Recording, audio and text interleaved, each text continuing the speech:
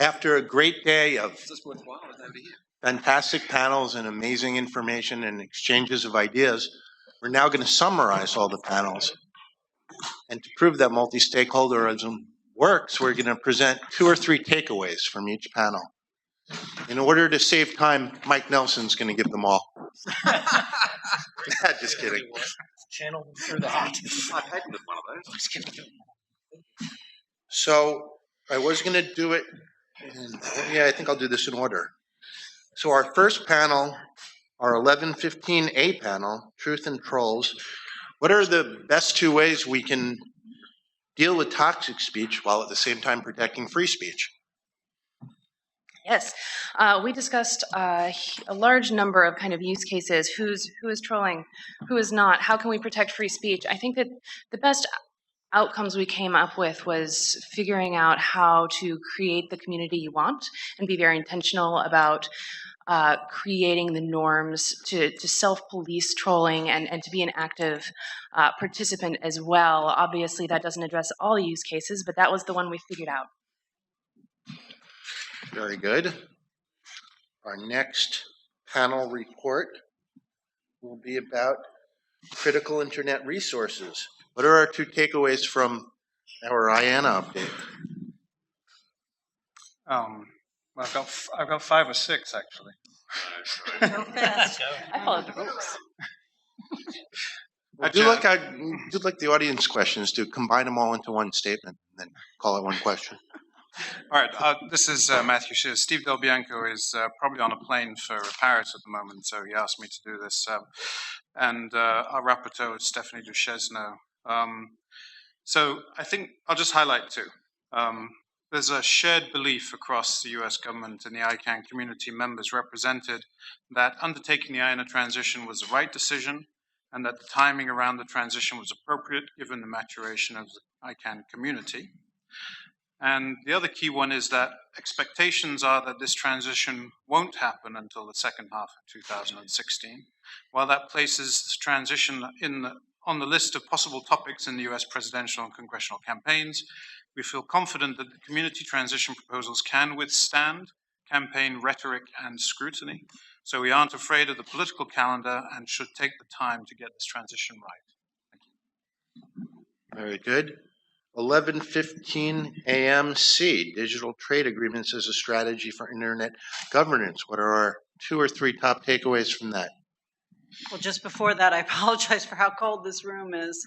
Our takeaways are that while provisions on the free flow of information might be great for the internet, they also raise lots of questions, and including questions about human rights, about governance. We need greater clarity as to what are digital protectionist measures, and that's what I'd say our takeaway is. Great. 1115D, Global Solutions for an Ethical Internet of Things Built on Trust and Security. Dan, what would you say the top 3 takeaways are? Top 3 takeaways, obvious. The Internet of Things is global, and the Internet of Things is new. We're at the beginning of the beginning, and being that it's global in nature, and we're at IGF-USA, but there needs to be recognition that it will different parts of the world with different legislation, cultures, values, and habits. That's first takeaway. Second takeaway is, privacy and security are inseparable, but we really need to focus on the security side and focus on uses of data and not be technology neutral, but not demonize systems and networks. And the third takeaway is that as we begin this discussion in IGF, that ethical innovation or ethical solutions need to be practical and they need to be voluntary. Very good. Now on to our afternoon breakout sessions. This is a question I posed on Twitter earlier in the week. Mike Nelson, can the internet cause too much disruption? We were a very disruptive panel, and we learned a few things that we can apply for next year's IGF. The first one is if you put a paper bag over one of the panelists' head and you offer door prizes, people will hang around to the end to find out what the door prizes are. When they find out that they are tinfoil hats, they will force the moderator to wear them.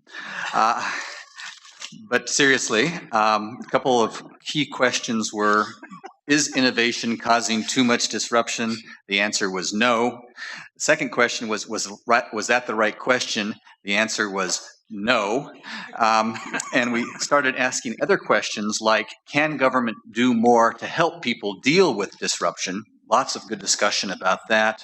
Lots of good discussion about how culture can help people deal with disruption, and also how technology like social networks can give people the support structure and the access to retraining and resources that they need so that if they're a taxi cab driver displaced by Uber, they have other opportunities. So it was a very rich discussion, and I thank the 4 panelists who made it very, very worthwhile. And I've got an extra tinfoil hat. Okay, very good. Anybody in the audience want a tinfoil hat? See us after the. Yeah, everyone's got one. Okay. 2 o'clock B, maintaining trust online. This dealt with cybersecurity, encryption, backdoors, and privacy. John, what are our top 2 or 3 takeaways? Well, 3 things I heard are we talked about some growing use of encryption in certain forms and how it is increasing protection for users, although still not perfect. So it has limitations. A second thing we talked about is how law enforcement and intelligence agencies are concerned about going dark, about how this technology may make it difficult for them to do their job. And we talked about how the exact same technology that does that is also the technology that protects people from other kinds of threats. One interesting thing we did not talk about is the magic solution that would make both the FBI and the users of that technology deliriously happy. But I think if we'd had another 10 minutes, it would have come up. Very good.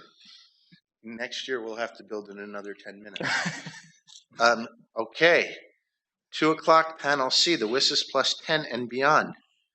What are the top 3 takeaways that will tell us how we can enhance multi-stakeholder engagement? Thank you, Peter Dengate, Thrush. So we looked, we got 3. The importance, first of all, of breaking open discussions to the relevantly affected people. And we noted how that had occurred at the original WSIS, opening up to civil society, business, tech, academia, and we noted the important role that the US government had played in leading that opening up. And the same kind of a concept applies to the opening up of discussion between the different silos. And we saw how some of that was working and how this is at the heart of the multi-stakeholder model, bringing the relevantly affected people into a policy debate.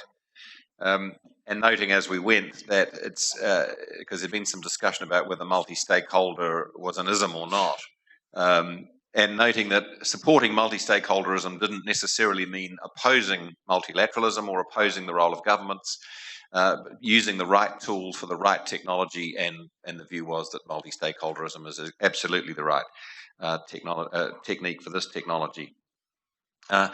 The second one is noting that there's much more to the WSIS review than simply extending the IGF. It's all about carefully reviewing all of the WSIS outcomes, the action lines, the role of ICTs, and noting that done properly, ICTs have this enormous power to improve sanitation, education, productivity, and living standards across the planet.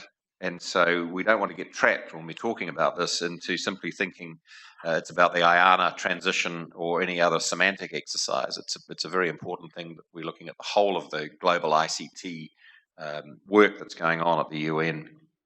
And lastly, we should take some pride, take lots of pride, in fact, in the astonishing achievements in internet in general, but in internet governance in particular. Looking back over 10 years, what extraordinary advances. The obvious, the Facebook, no YouTube 10 years ago, no smartphones, and of course a very baby ICANN and other institutions, and how much stronger all of those things are. And we finished in relation to that as to where you should take this pride. It's to participate in the State Department consultations that are going on, and there was a very strong call from action to make sure you participate in your national IGFs via the institutions such as ISOC, ICANN, IETF, and the IRIRs. And there is a timetable available. There's a printed timetable. It looks like this. If you want to get involved, and we want you to, this will show you where and how to do it. Thanks. It's a wrap. Thank you all. Before we close, I'd like to thank our sponsors one more time for their generous support and our volunteers, particularly Grace Song and Alexa Smith, Rommel. Thank you all so much. And instead of making long closing speeches, we'd rather you came and eat the food we paid for, which is around the corner in the Continental Ballroom. Please enjoy the reception. Please come to the reception and enjoy. Thank you all for coming.